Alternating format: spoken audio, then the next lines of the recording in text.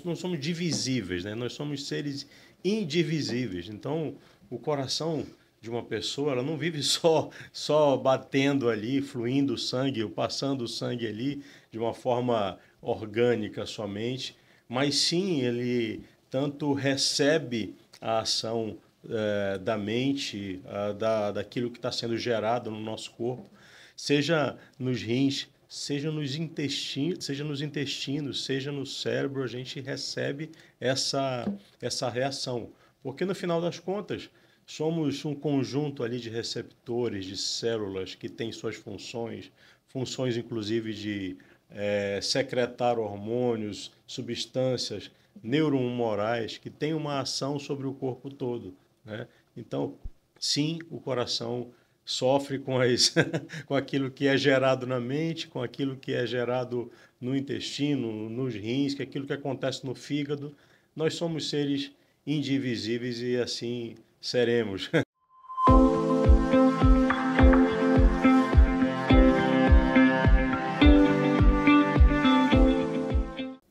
O coração, desde os primórdios da humanidade, ele é tido como o centro da vida. Aquele que não só pulsa o sangue, mas também pulsa as emoções. Escute seu coração, diziam os poetas.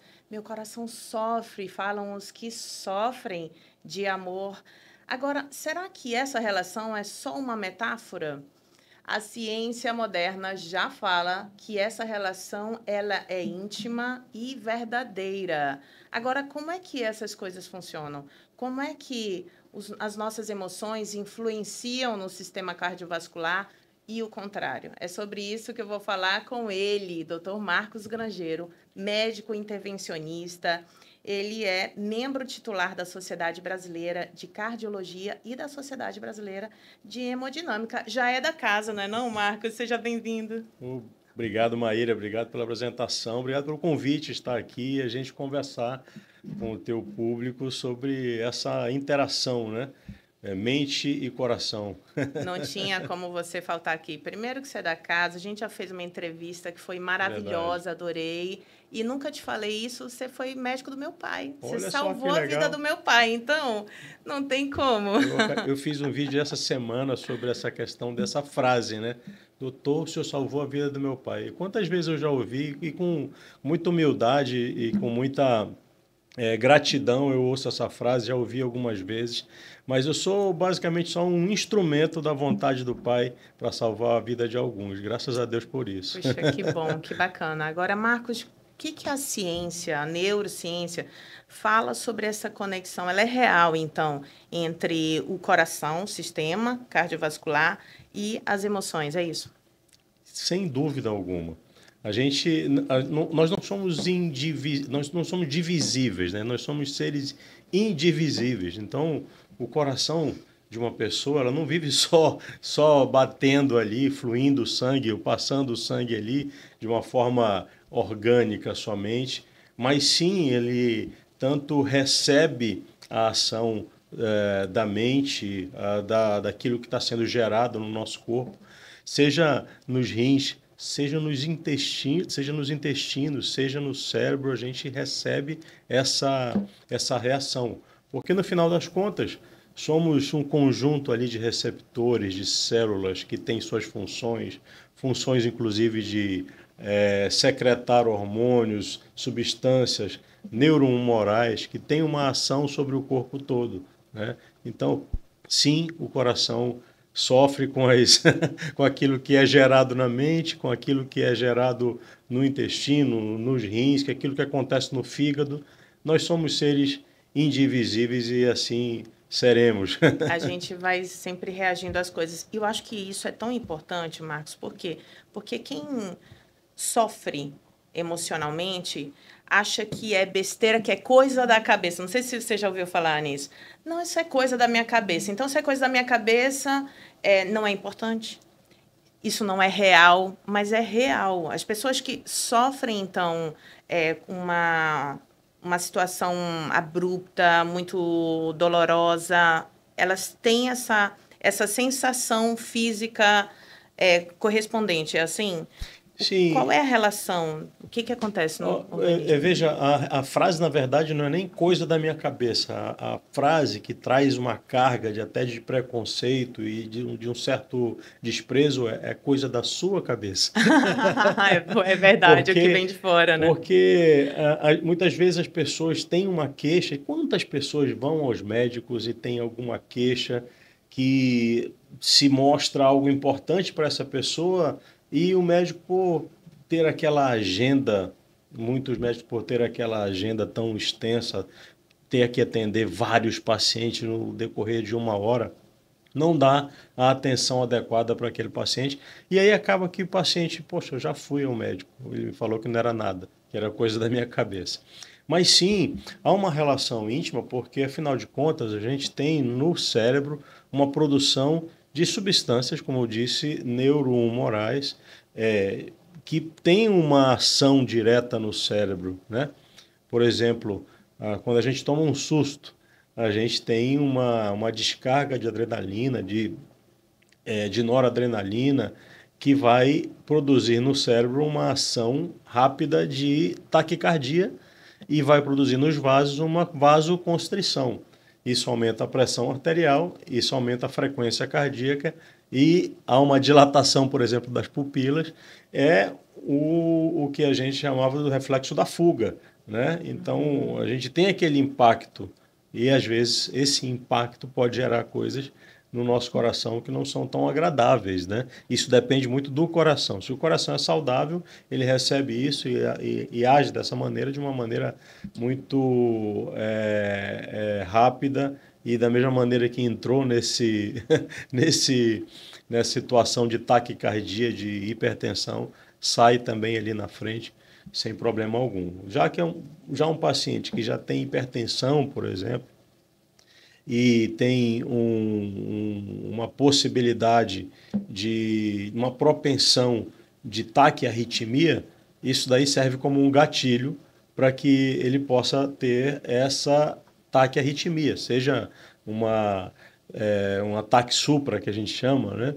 Paroxística. Então, ele entra num espiral de taquiarritmia e aí, às vezes, ele tem que ir ao hospital para poder tomar a medicação para fazer a reversão dessa taquiarritmia. Interessante isso. A gente até conversou no outro programa, né? O quanto que o paciente cardíaco, que normalmente é um paciente ansioso, não em regra, mas normalmente é um paciente ansioso, ele fica com medo das próprias emoções. Então, ele sente a ansiedade, ele, meu Deus do céu, meu coração está batendo, mas eu já estou tendo um infarto ou uma arritmia. É difícil saber o que é, qual é a sensação, se é isso? Eu falava naquela ocasião o seguinte: tem dois tipos de pacientes, por exemplo, eu tenho a bênção de ser cardiologista clínico e de ser cardiologista intervencionista. Então, nos extremos aqui, entre esses extremos, há uma série de pacientes. Então, eu acompanho a jornada do paciente desde quando ele vai no consultório para poder fazer uma avaliação inicial, precoce, ou quando ele já sofreu um infarto ou realizou uma angioplastia, seja qual for o procedimento intervencionista. E eu acompanho o paciente que eu recebo muitas vezes na mesa de hemodinâmica. Eu conheço o paciente na vigência de um infarto agudo do miocárdio, por exemplo. Então, o que eu percebo que há uma íntima relação dessa questão da ansiedade ou de transtornos emocionais com o risco cardiovascular. Isso não sou eu que estou falando só pela minha experiência, mas há sim uma relação direta dessas situações. Os estudos demonstram que pacientes que são mais ansiosos, que pacientes que têm transtornos emocionais como a depressão, têm maior risco de ter infarto agudo do miocárdio, de ter acidente vascular cerebral, que são os fenômenos mais críticos das doenças cardiovasculares. Veja, eu dizia o seguinte, que tem uma régua do paciente que a gente vê no consultório, que é um paciente bastante ansioso, que depois de ter tido um fenômeno desses, um infarto, por exemplo, ele vai se cuidar ao extremo e ele vai dar atenção ao menor prurido que ele tem no tórax.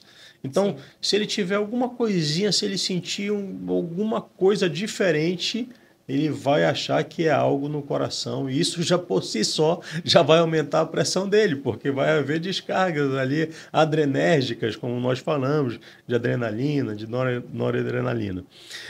Do outro lado, há aquele paciente que, mesmo que tenha sofrido esse infarto, que é algo absolutamente crítico. Infarto é uma das doenças que mais mata no mundo inteiro. E no Brasil não é diferente, no Amazonas não é diferente. A gente tem uma mortalidade muito alta do infarto agudo do miocárdio, mas o paciente, passado aquele período mais crucial, onde ele, de certa forma, ele pensou naquele trauma que ele teve, mas voltou a fazer as estripulias que ele fazia antes, voltou a comer muito açúcar, voltou a comer muita gordura, voltou a agir de uma maneira descuidada com a própria saúde e acaba que ele não dá o menor valor por aquilo que ele passou. São dois pacientes, né? É uma régua onde tem dois extremos de paciente, um extremamente ansioso, num hipercuidado, e um outro que não tem cuidado algum com a própria saúde, que provavelmente vai ali na frente passar novamente por outro procedimento. Isso, exatamente, isso fala sobre a dificuldade de mudar comportamento, estilo de vida, né? Eu vi um estudo feito pelo James Prochaska, que é um dos nomes do comportamento, né? Da mudança de comportamento, e ele fez exatamente com pacientes que tinham acabado de passar por alguma cirurgia cardiovascular, um trauma, né?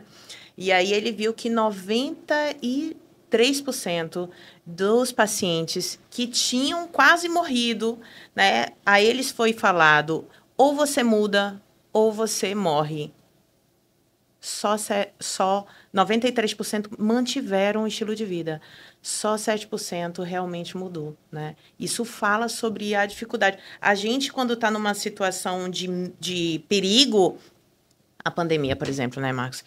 A gente está numa situação de perigo, nossa, a gente reflete sobre a vida, a gente busca a espiritualidade, a gente muda coisas. Perfeito. Depois a gente vai numa zona, perfeito, não é? A gente vai numa zona de conforto, a gente esquece. A gente esquece de Deus, a gente esquece dos hábitos saudáveis, a gente vai para um automático. Você visualiza isso? Muito, muito. E é por isso, por exemplo, você é psicóloga, Maíra, você entende esse mecanismo da procrastinação. A procrastinação é algo absolutamente deletério, muito. Porque fala assim, eu vou fazer isso amanhã, eu começo amanhã, segunda-feira eu começo. Então a gente vai sempre procrastinando e é muito comum e é muito frequente. E olha, você citou aqui um trabalho de um evento cardiovascular e de um procedimento de uma cirurgia cardíaca que é algo absolutamente traumatizante. Uhum. A cirurgia cardíaca convencional, que eu digo de peito aberto, como se fala popularmente, é realmente algo que machuca mais, porque o paciente vai ter que serrar o peito, vai fazer, obviamente que ele vai fazer isso sob anestesia, mas ele vai ter um pós-operatório muito mais sofrível, muito mais sofrido do que de uma angioplastia. Isso é bem verdade. Mas, eu sempre costumo falar para os meus pacientes que, por exemplo, na vigência de um infarto, eles se submetem a uma angioplastia primária e muitas vezes ele faz esse procedimento acordado e a gente faz num tempo ali, sei lá, de 30 minutos, 1 hora, e depois ele vai para uma unidade de terapia intensiva e ali alguns dias ele vai estar em casa como se nada tivesse sofrido, somente porque ele fez o procedimento por uma punção, seja no braço, seja na raiz da coxa. E o que acontece? O trauma que esse paciente que fez a angioplastia sofreu é mínimo. Então, tu imagina, você citou um artigo de alguém que sofreu uma cirurgia cardíaca, que tem um trauma muito maior, e não volta, e somente 7% modificam o estilo de vida. O que dirá desses pacientes que submeteram uma angioplastia que o trauma foi pequeno? Mas eu sempre estou tentando dizer aos pacientes a importância do procedimento que eles se submeteram e o quanto o impacto disso, se eles não modificarem o estilo de vida, vai ter. E a gente sabe que há um impacto muito importante com a atividade física, com a alimentação adequada, com um sono reparador, né? A privação de sono é absolutamente deletéria ao sistema cardiovascular. A mente, Exato. a mente não fica ativa, fazendo um trocadilho com o nome do podcast. Então, tem muita coisa que precisa ser modificado, e esse é o meu dever, é o nosso dever, quando recebe pacientes, é a gente tentar fazer uma análise holística desse paciente e ver quais são o que está fora da meta, né? Então, eu tenho no meu consultório essa percepção de que há uma necessidade da gente fazer uma avaliação mais holística. Como é que esse paciente se alimenta? Como é que esse paciente, qual é a relação dele com o alimento? Porque muitas vezes a gente vê transtornos obsessivos compulsivos ali, e a gente tem um paciente com uma relação com o alimento totalmente disfuncional. Até ver mesmo a questão da relação do eixo intestino-cérebro, que isso é fundamental nos dias de hoje. Você deve receber muitos pacientes enfesados. Muito. Então, assim, quando a gente fala de paciente enfesado, esse termo a gente não utiliza muito, a gente não ouve muito mais hoje, mas antigamente enfesado era alguém enraivecido, que estava com raiva por alguma coisa. E é um termo absolutamente correto, porque a relação entre intestino e cérebro é direta, né? Seja por vias nervosas, seja por vias humorais, das substâncias que são produzidas em um que afetam o outro e vice-versa, né?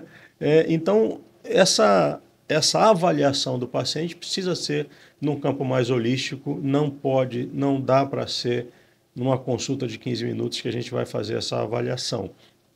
Não, eu acho isso importantíssimo. Só um parênteses, né, para a gente falar sobre essa relação das emoções com o coração, mas, infelizmente, eu ainda vejo psiquiatras que estão olhando para o transtorno mental, estão olhando para os sintomas, mas não estão olhando para o intestino. Aí eu estou com um paciente poliqueixoso, comórbido, que está vários, né, uma polifarmácia Disbiose. Com uma disbiose que ninguém está olhando, né? E eu não posso olhar porque eu não tenho, né, competência para isso, mas eu não tenho como desconsiderar isso. Sim. Porque eu sei dessa relação. É muito complexo. É como você falou, o corpo, o ser humano, ele é indivisível. Ele vai ser reflexo da combinação de tudo, do funcionamento de tudo. Como um todo. De né? genética ao ambiente, a gente precisa avaliar tudo isso. Exato. Agora, ainda pensando nas emoções, né? Você estava falando do paciente que passou por uma cirurgia, da dificuldade da mudança do estilo de vida, e ainda mais para aqueles que nem passaram ainda por uma cirurgia, mas que não ligam para suas emoções e para o cuidado das emoções. Eu queria pensar junto com você, o que estávamos conversando antes do início da gravação, que as emoções elas têm um impacto tão forte no nosso organismo que, inclusive, elas impactam na nossa capacidade de controle, de planejamento da ação. Inclusive, é um atenuante no Código Penal, não é isso? Qual é essa relação das emoções com o coração e com o cérebro? Como é que isso funciona? Você me ensinou alguma coisa que eu não sabia, essa questão do atenuante para os pacientes que são... o termo que você utilizou... Que tem doença mental, né? Sim. Doença mental grave. Sim. Uhum. Mas você utilizou o borderline? Termo, o borderline, exato. Esse paciente, ele tem teria um atenuante por ter essa condição, desde que esteja lá também atestado, né? E tem que estar comprovado, que foi num ato ali de fato impulsivo. Exatamente. Entendi. Há uma relação muito, muito intensa com essa questão emocional com o coração. A gente conversava, por exemplo, da síndrome do coração partido, né? Que nome adequado, viu? Às vezes o coração parte mesmo, né? Aquele vídeo que eu te mostrei era realmente um coração que perfurou por conta de uma fragilidade após um evento desse. Síndrome do coração partido, pessoal, é um fenômeno e já é algo bem estudado, também chamado de síndrome de Takotsubo, que faz referência a uma armadilha para caçar polvo no Japão. E acontece que quando essa situação mimetiza um infarto agudo do miocárdio e o paciente vai para o pronto-socorro com uma forte dor no peito, a gente faz o eletro desse paciente, tem ali uma característica de infarto com supra, uma característica que se lê ao eletrocardiograma, e o paciente então é encaminhado para a sala de hemodinâmica, onde se faz o cateterismo cardíaco. E lá se identifica que não há obstrução nas artérias coronárias.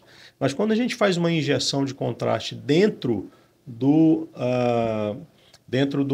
ventrículo esquerdo do paciente, a gente percebe essa conformação de por isso que se assemelha à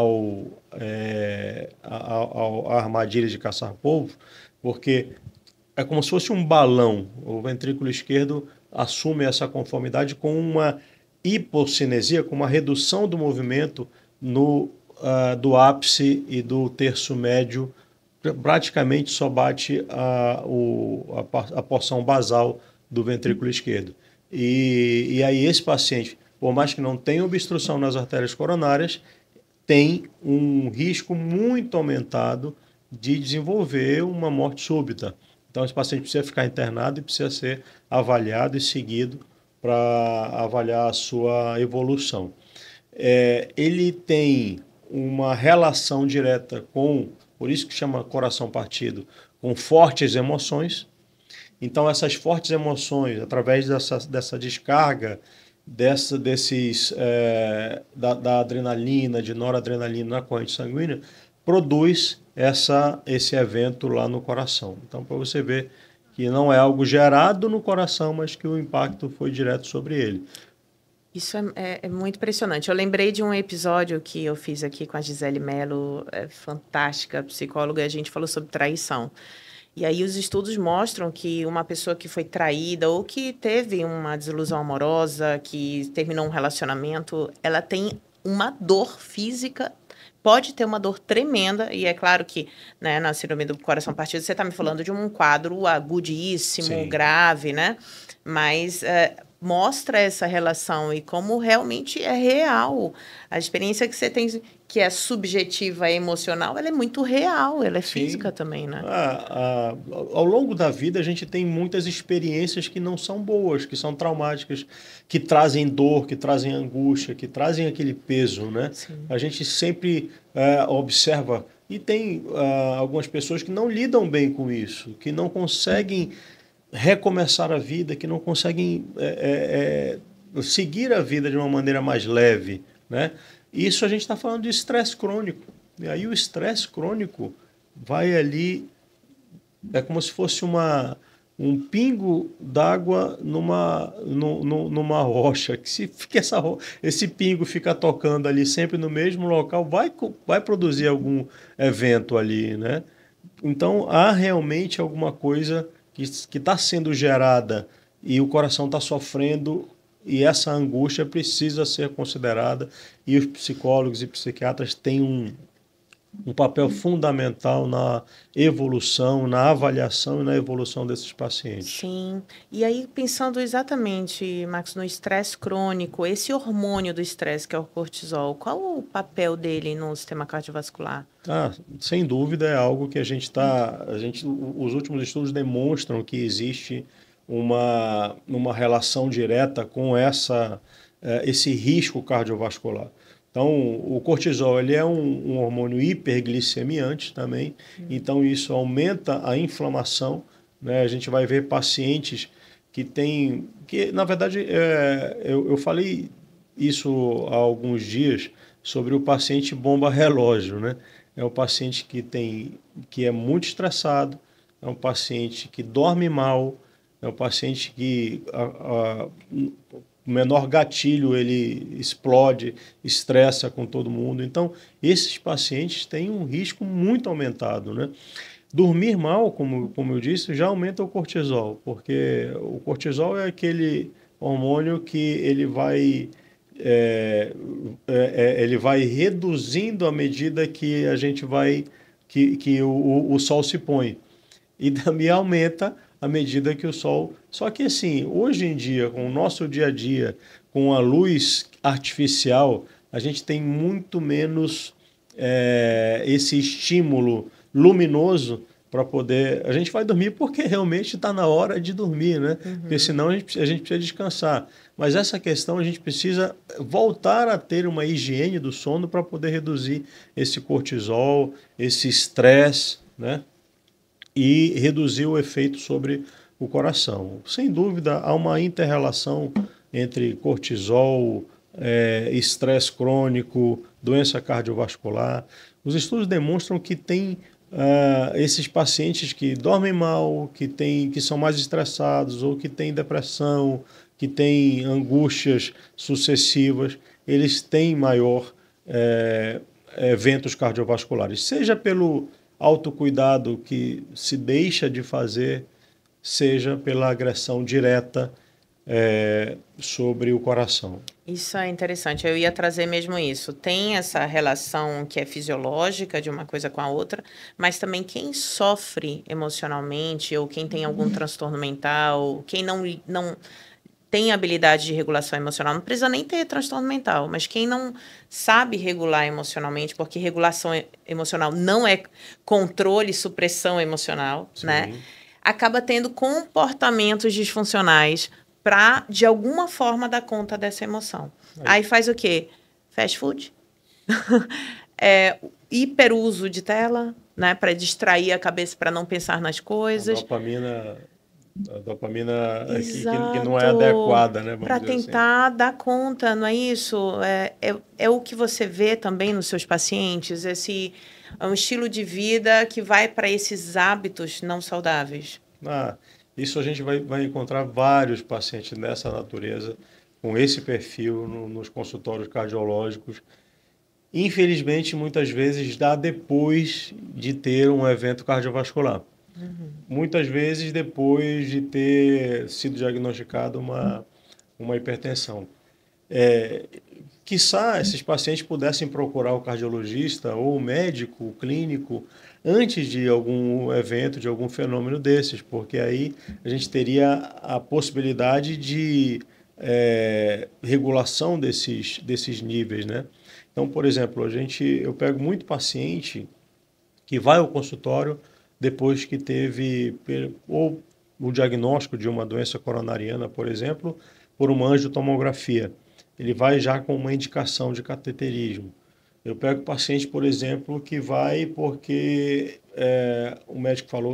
um clínico falou que ele estava com uma pressão alta, ou um dentista que tem o cuidado de medir a pressão do seu paciente o encaminhou para fazer a avaliação e ele estava ali com a pressão alta. Esses pacientes eles têm esse perfil de não cuidar de si mesmos. Então, é muito comum, é muito frequente, por exemplo, eu pegar,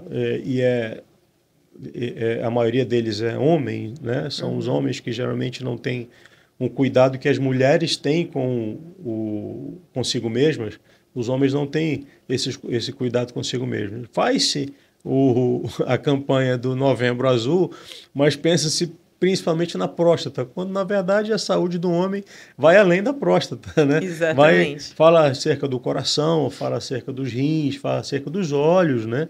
A gente tem que ter uma saúde global, uma saúde de uma maneira mais completa. Então, esses pacientes chegam e o perfil é quase sempre o mesmo, são pacientes que se dedicam muito para a família, para o sustento da família, para o trabalho, para o ganho de recurso, de da sua empresa ou no seu trabalho para buscar ganhar cada vez mais ou subir profissionalmente e esquecem do autocuidado. E muitas vezes eles chegam nessa faixa etária, 50, 60 anos, bem financeiramente, mas destroçados do ponto de vista do ponto de vista orgânico, com hipertensão, com obesidade, com diabetes, com doença coronariana. E se eles tivessem tido o cuidado de ter alguns itens colocados na sua agenda diária, isso não aconteceria, né? Eu acho que o segredo assim da vida é a gente ter equilíbrio. Faz bem trabalhar, a gente tem que trabalhar, a gente tem que cuidar da família, mas se a gente não cuidar de si mesmo, como é que a gente vai cuidar dos seus? Né? Não, exatamente. E essa pessoa que passou a vida toda querendo adquirir, né, um patrimônio, um status, vai ter que gastar o dinheiro todo com saúde. Aí os povos tradicionais ficam olhando a gente. Que lógica é essa, né? Gasta que saúde para ter dinheiro, depois o dinheiro para ter saúde. Né? Exatamente, exatamente. É uma lógica que a gente precisa repensar. Então, a gente já aqui, né, nesse último bloco, conversando sobre as saídas, a forma como lida com esse corpo, está muito em voga e é uma área que eu trabalho e eu amo, mudou realmente a minha vida, que é o mindfulness. Não só como técnica de mindfulness, como filosofia, de estar sempre conectado no presente, ter uma relação diferente com os pensamentos, com as emoções. Por que isso funciona? Olha, acho que quem vai te responder isso melhor é a Cecília Grangeiro. Não, eu vou chamá-la, tá certo. Quando você chamar ela aqui, ela ama esse tema, mas de fato, o que a gente percebe, Maíra, é que quando a gente vai em busca desse equilíbrio, dessa meditação, da gente buscar melhorar a nossa qualidade de vida, a qualidade do sono, a nossa relação e a nossa inter-relação com os outros, consigo mesmo e com os outros, isso modifica a nossa vida. Eu costumo dizer, eu sou cristão, então eu tenho a cruz de Cristo como um exemplo, sabe? Uma certa vez eu ouvi um pastor me falando o seguinte: a cruz não tem esse aspecto à toa. E quando a gente olha para ela, a gente vê um sentido vertical, que é a relação que a gente tem com o Pai. A gente volta para ter a relação com o Pai. Eu não estou falando de religião, estou falando de relacionamento. E esse relacionamento, quando a gente reconecta o relacionamento com Deus, religião significa religare, e religião nunca ligou o homem a Deus. Deus é que se liga aos homens através da cruz, a cruz de Jesus. E quando a gente olha para a cruz e se religa a Deus através do sacrifício de Jesus na cruz, o sentido horizontal, a inter-relação com os homens, com os outros, também melhora. Então, eu creio que quando a gente tem esse relacionamento com Cristo e entende a crucificação, está chegando daqui a pouco aí na Páscoa, e a gente vai ter uma redefinição e uma restauração da relação interpessoal com os demais. Foi o que aconteceu comigo, com meu pai, por exemplo, com outras pessoas, a capacidade de perdoar, de pedir perdão, de ter uma relação melhor. Eu acho que isso tudo melhora. E sobre essa questão, por exemplo, da meditação, a Cecília vai te falar melhor, porque ela é craque nisso. É bom que já deixa um gostinho, né, para a próxima. Mas eu acho que não é só uma atividade que a gente faz no dia, mas é como a gente se coloca no mundo, né? Sim. Eu gosto de pensar que existe o fenômeno em si, existe a situação em si. Por exemplo, eu lidando com uma situação difícil, como você falou, todos nós passamos por situações difíceis. Isso treina, a gente é treinado por isso, né? Exato. Você imagina, desculpa te interromper, mas você imagina, eu sou pai, Você imagina que a gente não tenha a possibilidade de expor os nossos filhos de forma controlada a situações difíceis que eles tenham que sobressair. Eu acho que essa superproteção, e aí vai aqui talvez essa questão de lares sem pais e sem mães, talvez tenham, acho que cada um tem o seu papel. Certa vez eu li um livro chamado Tal Pai, Tal Filho, um psicanalista americano, que ele dava a questão do papel do pai, o homem, em relação ao seu filho, do quanto ele tem o papel de tirar a criança do colo da mãe e expor essa criança a situações, brincando, obviamente, a situações difíceis. Então, quando o pai tira do colo da mãe, ele deu o exemplo ali do parquinho, e o pai coloca a criança ali segurando na barra e ela tem que fazer. Obviamente, aquilo ali é uma situação que é um desafio para a criança. A mãe talvez não faria isso, mas o pai, de forma cuidadosa e atenta, faz isso e tenta deixar a criança mostrar que ele consegue fazer. Então, o papel dos pais, e a gente tem vários lares hoje em dia, e o papel dos pais é expor as nossas crianças, expor os nossos filhos a situações complexas. Eu acho que a superproteção ela é prejudicial. Então, talvez a gente expor as crianças e os nossos filhos, mesmo adultos, né? Porque muitos ainda estão adultos e ainda não tiveram essas experiências, a situações complexas para que eles, por si só, consigam entender como sair daquela situação, obviamente com conselhos dos pais aqui por trás. Eles precisam disso, né? Perfeito. Não, é exatamente isso. Infelizmente, o que a gente está vendo é o contrário, né? Uma geração que é intolerante à frustração. Porque existe um entendimento de que eu posso evitar que o meu filho sofra, mas você aprendeu exatamente pelo que você viveu. Você não vai conseguir passar isso para o seu filho se ele não tiver a experiência, né? Eu vejo muitos filhos, aproveitando o teu gancho, que estão muito seguros. Seguros com os pais, não seguros consigo mesmos. Eles não têm segurança nenhuma. E aí a gente recai onde? Na incapacidade de regular a emoção. A gente traz esse tema, né, de a gente não tá dando conta das nossas emoções. Por quê? Porque tem essa situação que é inevitável, vai te trazer uma emoção, uma experiência, e tem uma consciência que você pode desenvolver, que é a forma como você lida com a própria experiência. Então, Perfeito. se eu tenho... Eu vivo a raiva, eu vivo a angústia, eu posso desenvolver uma consciência que muda a minha relação com a minha própria emoção, e aí eu tenho uma atitude. Se eu não desenvolver essa consciência, eu não aprendo, eu não regulo a emoção, eu vivo só no impulso, né, no modo automático. Isso é desenvolvimento cerebral, né? Isso faz parte do desenvolvimento cerebral. Né? Exatamente. Aí eu vou conseguindo fazer com a neuroplasticidade, desenvolvendo novas conexões. Isso é regular a emoção que vai recair na saúde do meu coração, não é, Marcos? E neuroplasticidade, eu adoro esse tema, né? Porque eu sou um entusiasta assim, da musculação, do exercício resistido em todas as suas esferas, e da musculação principalmente. E a gente aprende que, por exemplo, o exercício resistido, ele produz substâncias, as miocinas, que são fundamentais para a neuroplasticidade. Neuroplasticidade, para quem não sabe, é a capacidade que a gente tem de fazer a mesma tarefa por vias diferentes, vamos dizer assim. Para simplificar, vocês podem buscar essa definição aí na internet. Mas é basicamente isso. E o que fantástico que a gente tem através do exercício resistido, através da musculação, a possibilidade, por exemplo, agora...